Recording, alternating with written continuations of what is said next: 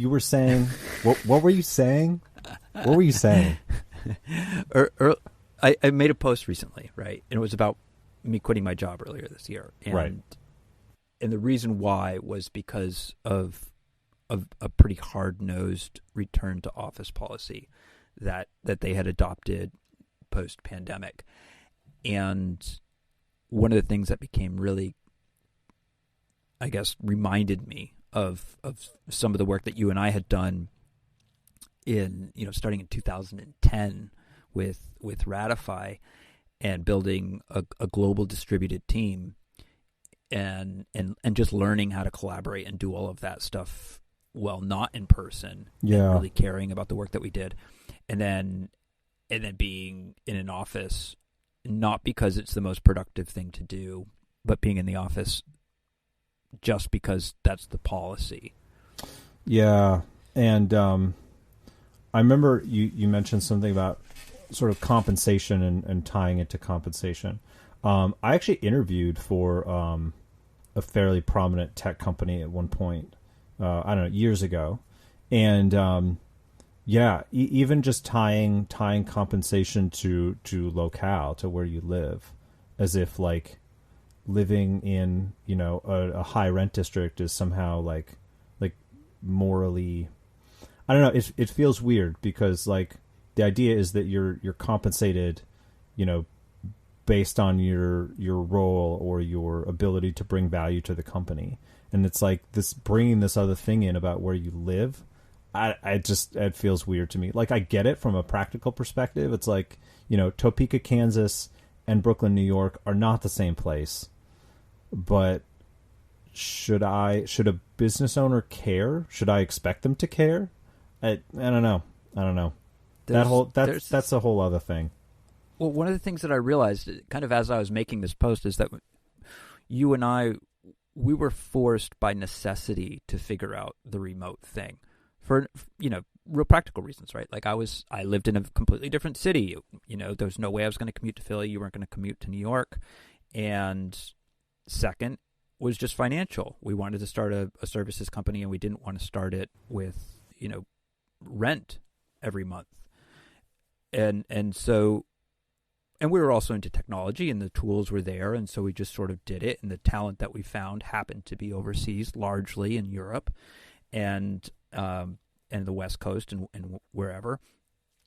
And so it just sort of happened. Well, right? I was think the rest of the world. A big part of that evolution was the fact that, in a lot of ways, from both a customer, like a finding customers perspective, but also like finding talent and growing our talent pool, that largely came out of my open source work. And so, oh, that's right. And that was most of our recruiting. And in that sense, it's like we already kind of had a leg up because that's all you do. It's like, open source people or people working on open source projects, it's like you don't get together. Like maybe if you happen to live in the same city, sure, but that's not the default. Like most of the time, no. Right. So it's like we already sort of had all the tools and the mindsets there in place. And so it was just a matter of pivoting that to work on, a day job versus like a side project. Right. Right. Which is its own thing. So, but to bring it all of, I'm remembering all of that, but to bring it back to the point, I think is that the rest of the world's trying to figure this out and they're trying to be egalitarian about it. And so there's a number of things that are emerging as kind of popular thoughts right now. And one of them is pegging the salary to a particular location, or adjusting it based on your location. Another is return to office, where you have to kind of knee jerk from the pandemic, right? Which is what I was reacting to when I walked away from my job. But I think the part of it that's really inescapable for me is the part of just honesty and kind of the integrity of the whole thing. Yeah. Yeah. So you have, I mean, for return to office particularly, it's like you have equality of opportunity Equality of outcome and equality of misery. Equality of misery is return to office. Yeah, exactly.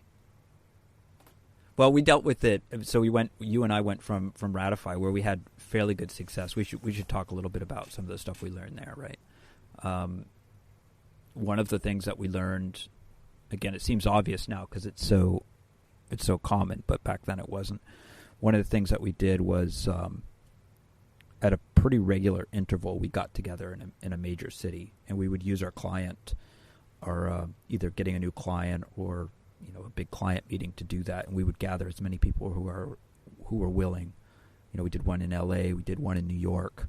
So one of the things that we learned was that face-to-face collaboration is actually really super important for certain things, and arguing is one of them. And so one of the things that we would do is when we had these get-togethers of everybody, we would use that opportunity to tackle some of the tougher questions for the organization. Yeah. And do it in person around a couch, or around a meal, versus talking faces where you can't really get people's mannerisms as well. You can't really strangle anybody either.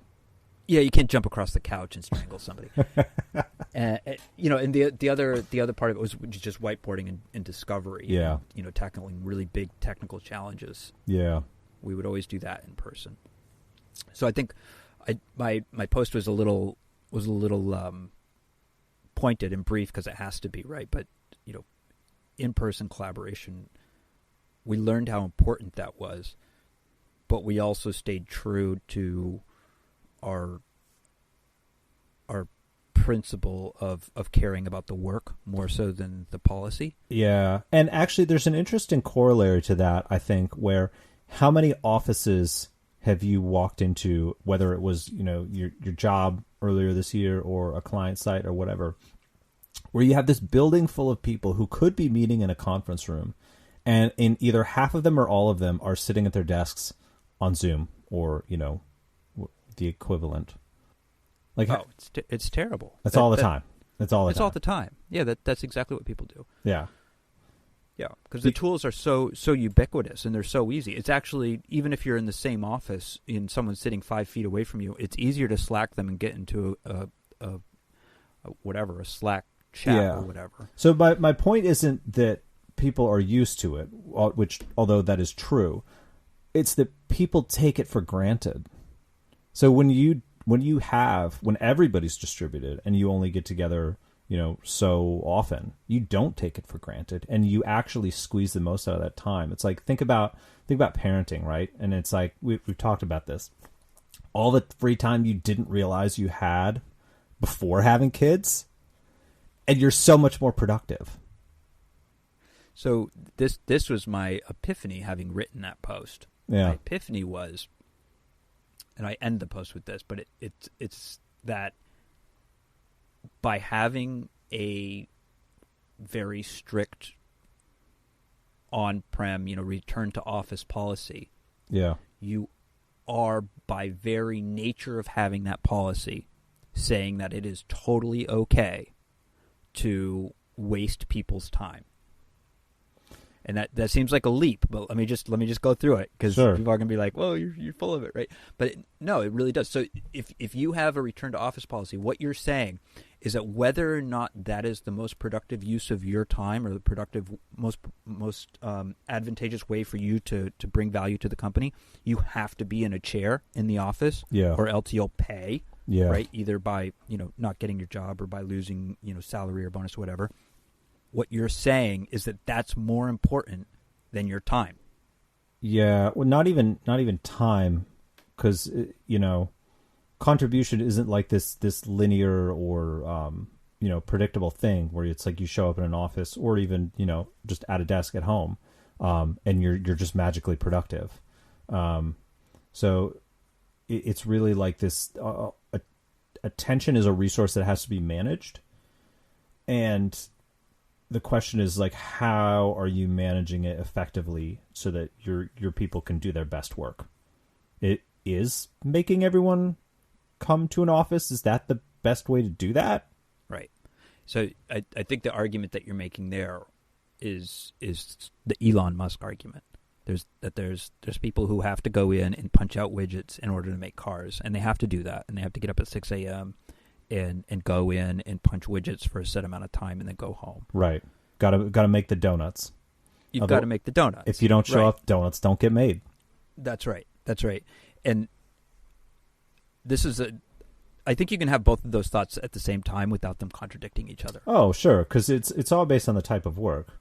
Like if you're working with heavy machinery, you can't do that at home. You can't bring heavy machinery into your house because it's plugged into a factory usually. If you're married. Yeah.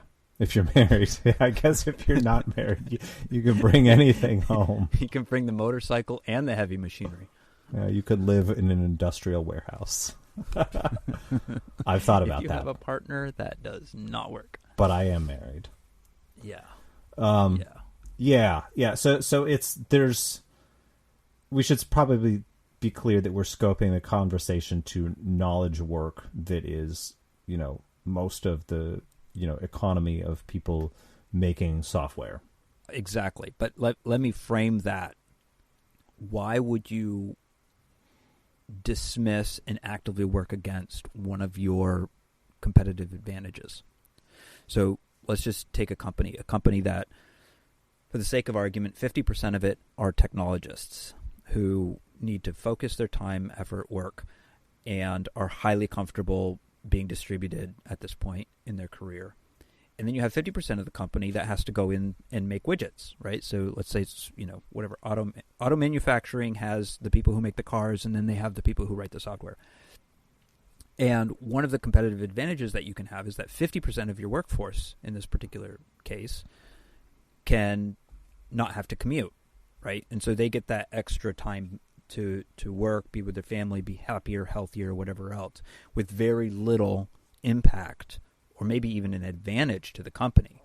Mm-hmm. But a blanket policy that doesn't take that into consideration essentially just takes and blows away that competitive advantage.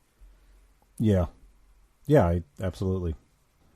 And the principle is make decisions that are good for the work over decisions that are good for you. Within the bounds of, you're not going to burn yourself out or work 80 hours. Make decisions that are good for the work and good for the people who are doing the work.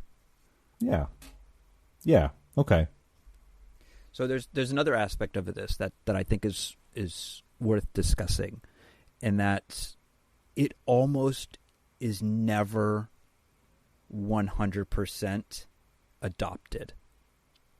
And so, sure, because there's always edge cases, right? Right. So you take like Elon Musk, like hard nose, right? You have to be in office. Everybody at Twitter has to be in office. Is he in office every day? Bingo. He's managing 4 or 5 different companies. He's probably there very, very little, actually. Right. And so what you end up with is you end up managing the exceptions. Yeah. Which turns it into, to go full circle and to defend my position, then it turns into an integrity problem. If you're having a values discussion, then either you or leadership has failed to communicate values in some way, or has failed to communicate the hierarchy of those values. Like when two values are in conflict, which one wins? Because everything in my mind really comes down to that. Because if you can communicate that effectively, then you almost don't need policies. Because people can internalize the values and understand how to act on them independently without hand-holding. So this topic is probably too far off for this conversation, but I did have this with a recent client where I was talking to the CEO, and there was this question of how do you put guardrails on around a team, what they can and can't do. And I think if you're predisposed to centralized command and control for your organization, you're also predisposed to doing policies to make that happen. So, you have to submit your budget 3 months in advance before you can get sign off for your, P&L or whatever. And so that's sort of where that conversation was headed. And my attempt was to bring it back to this whole values, like when the entire organization is headed in the right direction after the right goal or mission, then centralized command and control can actually become a very, very thin layer. Never goes away because you always have that, but it becomes very, very thin. And you don't have the waste associated with micromanagement. Right. And that's a huge cost that people I don't think people think about for the most part. Yeah. Because there's this great book called Turn the Ship Around. It's by a Navy captain. Oh, I know what you're talking about. Yeah, retired submarine captain. Yeah. He was captain of a submarine, and the basic premise is like everybody's waiting on him to make a decision. It's like, hey, I need to do this thing, and so either it's the executive officer or the captain who's like, basically the backlog. They have these queues of things that they have to constantly sign off on, and they don't know. They're not the man on the ground. They're not the man in the engine room. Maybe is a more apt figure of speech. They don't have the contextual information to make the best decision in the moment most of the time. Right. But it's that 1% or 5% of the time where it's like, okay, we actually don't want to spin the thrusters harder or whatever, right? Because of this other thing that I do happen to know. But most of the time it's like, hey, just tell me what you intend to do, and then go do it. And unless I explicitly object, just don't worry about it. Right. That's exactly it. Yeah. So the last piece is the KPIs around in working remotely versus on site. One of the things that we learned to do is measure more intrinsic, to monitor intrinsic measures of productivity. So this was around client value, around income, around number of commits, numbers of stories. We even got pretty detailed there, probably too detailed now that I think about it. But the point being is that one of the really healthy things about not being able to measure who's in a chair and for how long is that you're forced to measure other things. And then what ends up happening, or at least happened in my experience, is that you find that those other things are actually better measures of overall productivity, performance, and getting after your goal than the measurement of how many people are sitting in chairs. Yeah. And honestly, like if you're a manager of a team and you don't have like a massive team, you could tell who's engaged and who's not engaged. You don't, your brain has a fantastic measurer built in that takes in all kinds of data points all the time, and is subject to biases, but what isn't. But you can tell who's with you and who's just kind of off floating. Right. And it's kind of a spiral. So you have this policy because you like centralized command and control, or that's just the way you're comfortable. And so you have a policy of people having to be in the office. And so then you get to witness the folks who are not engaged. And so then you're like, wow, I need to be more involved and more stronger centralized command and control because these people are not engaged. And so then you have, you start to put more incentives around being in office so that you can monitor more whether or not people are engaged. Yeah. And then you get more people who are less engaged because they're exhausted because they just had to commute into the office and they don't know why they're there. Right. Yeah, I mean, there's definitely a relationship between fear and control, and that is a vicious cycle. So it's like, how do you flip that to a virtuous cycle? You have to start trusting people. You have to start assuming the best of them, because it's like you have one life, right? Do you want to waste it showing up to a place where you're not engaged? Like nobody wants that. I mean, okay, right. There's probably a few people who just want to coast and collect a paycheck, right? But when you step way back, I don't think most people want that. To quote another book, or paraphrase another book, I guess, Extreme Ownership, it's like, when you're in leadership, everything is your fault. Everything wrong is your fault. So it's like, okay, what do I need to do? Why are my people not engaged? Maybe just go talk to them. That's another interesting thing now that I'm thinking about it. It's like, I wonder if all these policies are actually just a way to keep people at arm's length so you don't have to confront them directly because that's uncomfortable. That's interesting. Like rather than just going to somebody, whether to their desk or, sending them a meeting invite and just be like, dude, or... Right. It's the sign on the wall that says, no talking on your cell phone when you're at the counter.